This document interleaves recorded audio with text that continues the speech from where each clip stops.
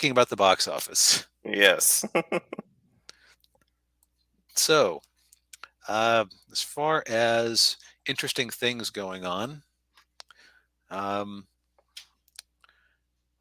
not a lot new. I mean, No. Terrifier is still doing well for itself, and that's like a super indie production that keeps adding theaters. So good, Yeah, that good was on a it. yeah, six-figure budget. So with Uh, 7 million total gross, I mean, they might break even soon. I don't know, man. It's it's going to come down to the wire. yeah. Kudos to everybody who worked on that. It's nice when you see a passion project really just catch on. Yes. Halloween Ends has just completely eaten it. Hmm. Yeah, yeah. Everybody who wanted to see that movie saw it, and they've they've had it. They don't need to see it again. And probably a decent number of them who wanted to see it bought a $5 Paramount Plus, or is it Peacock or Paramount? Peacock. Peacock. Peacock. I get those two mixed up, and that's part of their fundamental problem, I think, is they both start with a P. Yeah. Smile is still doing good for itself. Mhm. Pray for the Devil's a new one. Don't. I don't know that one. Um, I think what we're all really here to talk about is Black Adam, Yes. the old Black Adams. So I've talked a little bit about how I'm okay. So cards on the table. I have a bit of a bias against the current DCEU output. Yeah, I have very mixed feelings about the DCEU. Yeah. So I'm gonna pick an example here.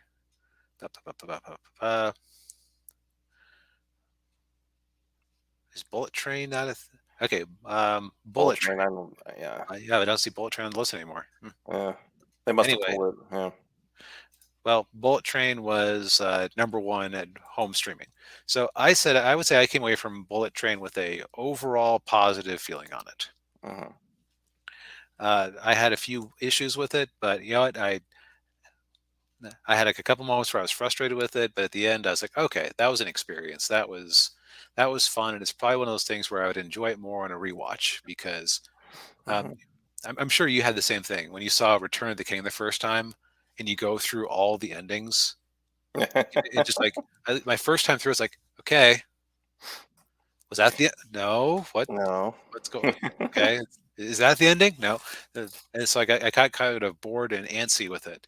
Second time Yeah. around, I basically knew how many endings I was going to get, so I could just sit back and enjoy myself. I think I'd be very similar with Bullet Train, Yeah. Yeah. but but Bullet Train was ultimately a financial flop at the box office. So, but because I had a generally positive feeling on it, if I heard anybody say, "Oh yeah, it was a financial success," I'm like, "Well, you're factually wrong, but it doesn't annoy me." Yeah. So part of why I'm like, okay, guys, let's calm down about claiming Black Adam is some big triumph Yeah. is that bit of personal bias. So it's Uh-huh. on the table. You can call me a Marvel shill all you like, which would be hilarious given our topic today and all of and our year plus of content. Yeah. Yeah, yeah. Well, yeah, yeah. Well, I'll just say my Rolls Royce is in the shop this week. So, Yeah, come on, Bob, give us that paycheck. yeah, yeah. Anyway, so that's all on the table. So let's talk about some actual numbers here. Now, I caught a bit of the Warner Brothers Discovery annual report live stream today, and they Mhm. said something that was kind of interesting that Valiant Renegade brought attention to, which was that they're able to use the fact that they have so many different cable and streaming services Mhm. to promote their products cheaper than they would otherwise. So, from Mm. the sounds of it, that sounds like if you were watching House of the Dragon, you probably saw more than a few commercials for Black Adam. Mhm. Or if you're on the ad-supported tier of Discovery Plus, then you probably you probably saw some commercials that they could just throw in there for no net cost to themselves. Mhm. Yeah. So that probably means that they actually managed to not spend a huge amount to advertise this movie. Yeah. Yeah, because yeah, that's one of the killers usually with some of these movies is the marketing costs. Yeah, like Thor was probably super expensive. Hmm. Now, let's pull up our third one here, the calculator. Hi, Hmm. calculator. Hello.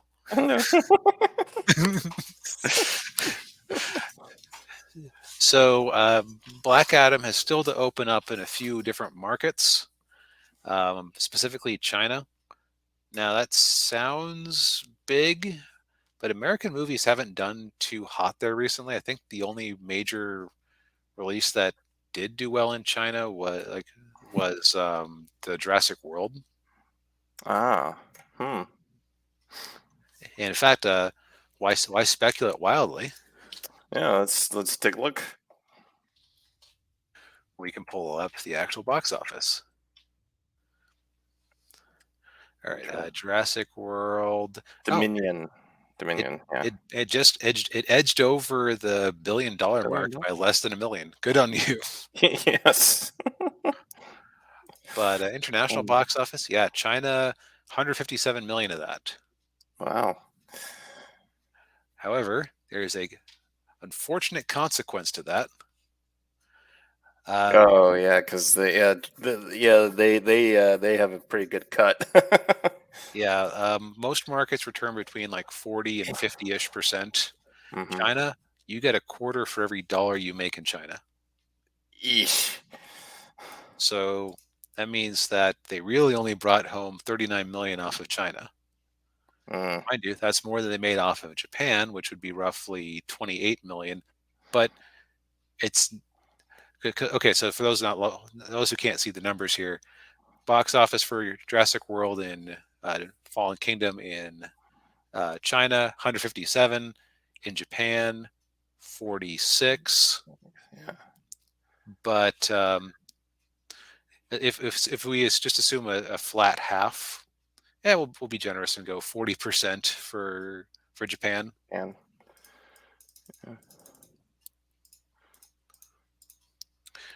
yeah. So for making uh, about more than three times as much, they brought home about But twice as much. yeah, but yeah. That's me being very negative about how much they make off of Japan. Hmm. So that isn't necessarily going to save Black Adam either.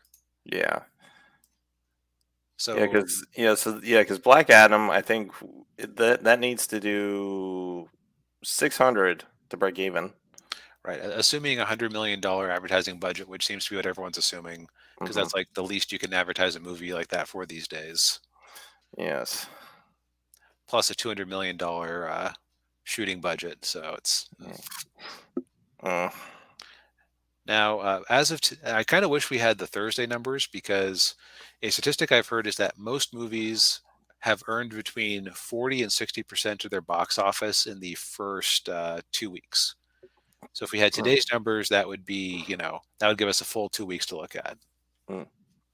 I forget if it's 2 weeks or 2 weekends. We'll be generous to give Black Adam the 2 weeks. 2 weeks. Yeah. Um, so if worldwide Black Adam has made,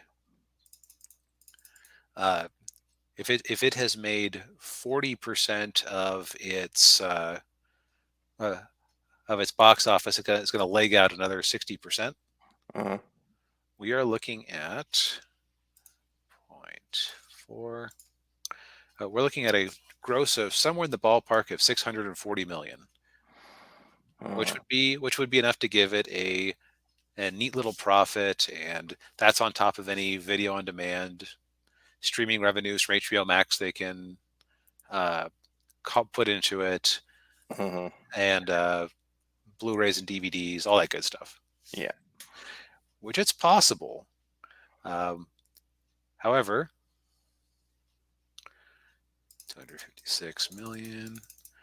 If it's made, um, if this is 60% of its gross, we're looking at like 426 million, which would be a Uh, $180 million loss.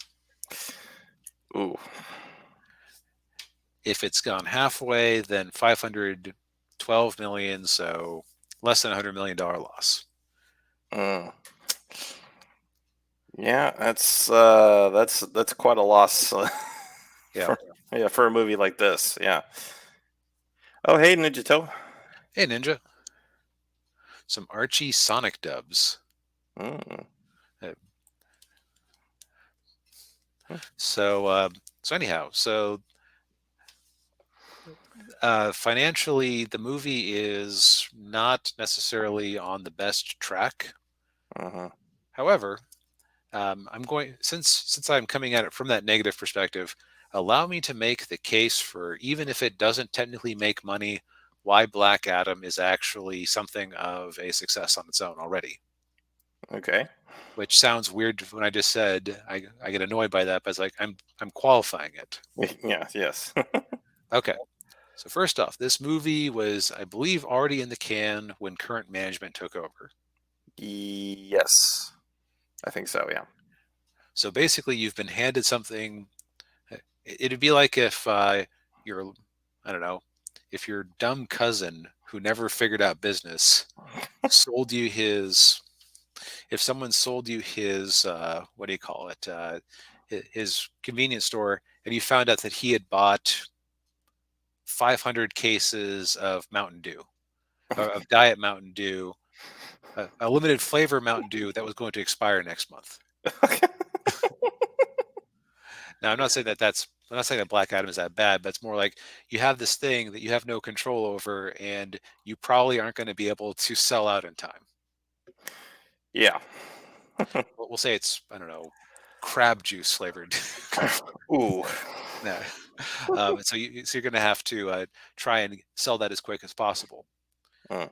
A near miss on it would actually not be a bad outcome at all Mm. for something that came in. You had little control over it. It sounds like they cut out some, for lack of a better word, woke stuff. Like people were noticing, there's some bits here where it feels like there should be, some more commentary on colonialism or whatever.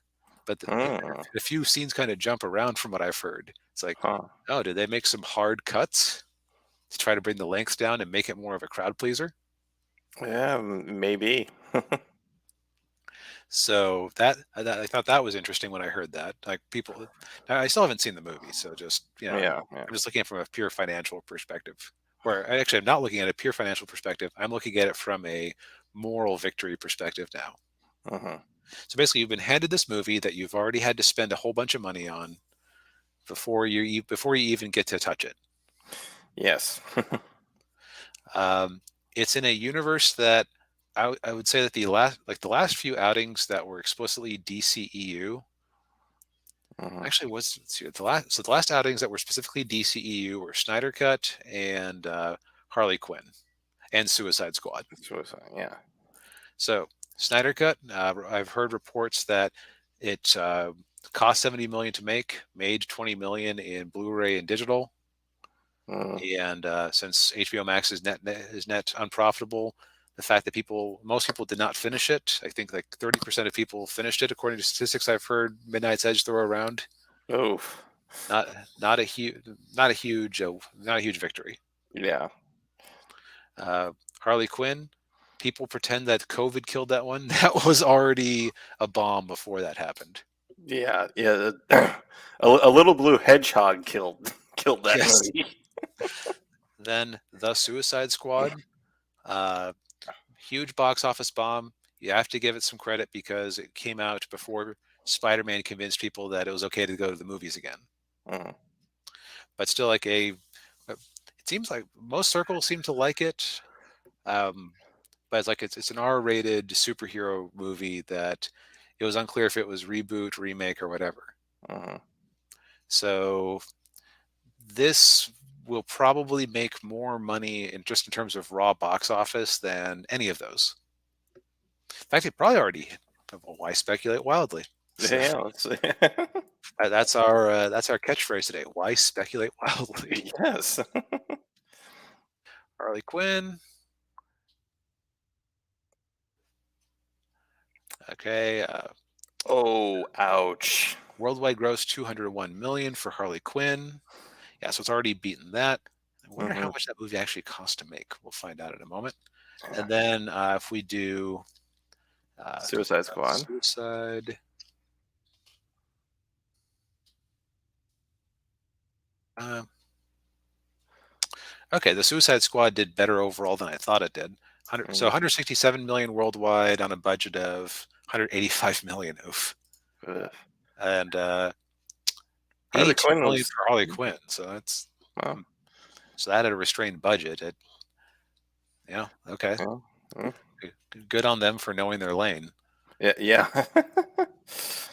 Actually sold pretty well in DVD and Blu-ray.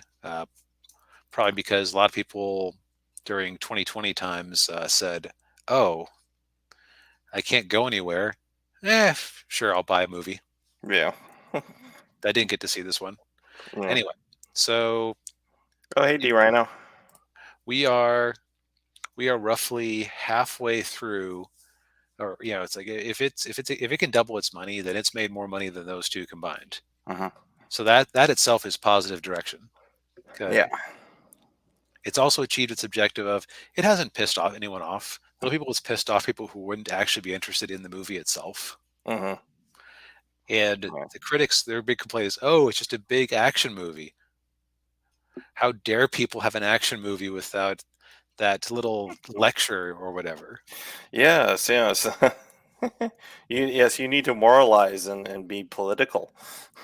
You know, I suspect that if and when I see this movie, I'm going to be seeing it more for Doctor Fate and Hawkman than anything else. Uh-huh.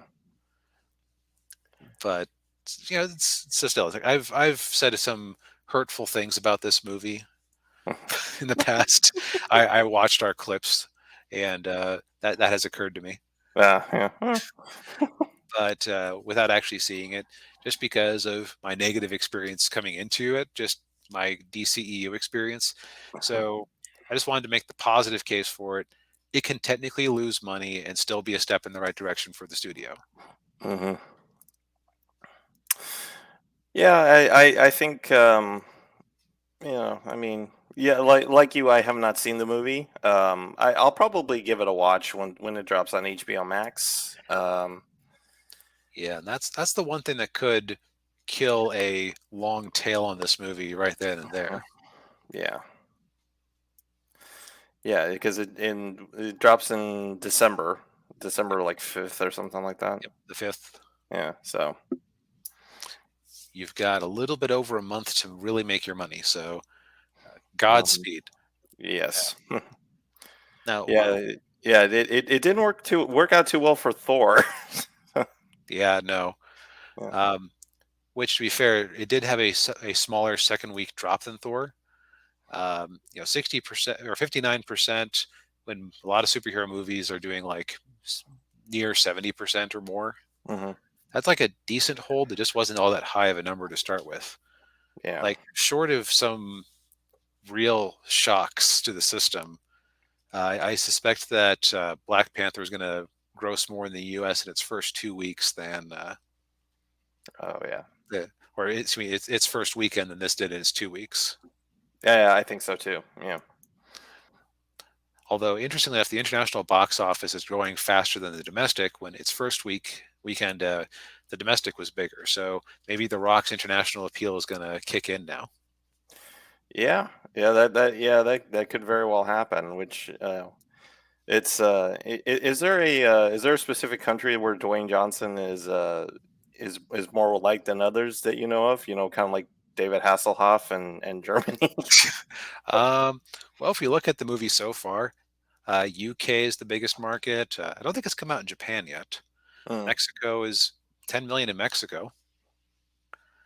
Brazil, France, mm, Australia, South Korea. yeah, Yeah, like it's doing modest numbers. It just might be that it was too expensive. yeah. Well, yeah, and I'm assuming The Rock's salary was probably was a good chunk of that 200 million. Yeah, I'd be really curious to know what he got off of it. Yeah. Or if or if he if well, of course if he's getting anything on the back end, yeah, he probably definitely wants this movie to be profitable. Yes, because man, Hollywood accounting can be schemy or can be slimy enough without your movie actually being unprofitable. Yeah, exactly. Like nobody gets gross points anymore. You Yeah. you have to hope that you're profitable Yeah. and that they don't play chicanery to pretend the movie wasn't profitable. Yes, like Bohemian Rhapsody. That was just egregious. $800 million worldwide on a 50 million budget. Oh, sorry. Yeah, yeah, no, well, the movie didn't make any money. What? Yeah. Oh yeah. If we had all the money in a big bag behind the couch, and then Phil flicked a doobie on it, and it just went up. And Yeah. uh, uh, yeah, is this the real life? No, it's just tragedy. But yeah. So again, like on the one hand, I get kind of annoyed personally because it's like people are trying to claim it made money. It's like no, it's factually wrong, but it doesn't necessarily have to achieve its goals. Yeah. Just like if you only sell half of those crates of Diet Crab Juice Mountain Dew that your financially illiterate cousin bought, you're ahead of having to throw all of them out, Yes. even if you had to discount it. That Indeed. was a weird analogy, but I think I stuck the landing on Yeah, yeah. it. Yeah, no, no, it worked. It worked. Diet Crab Juice Mountain Dew coming summer of 2024. Ugh. All right, ready to move on to the next thing? Yes, yes, let's move on. Speaking of things that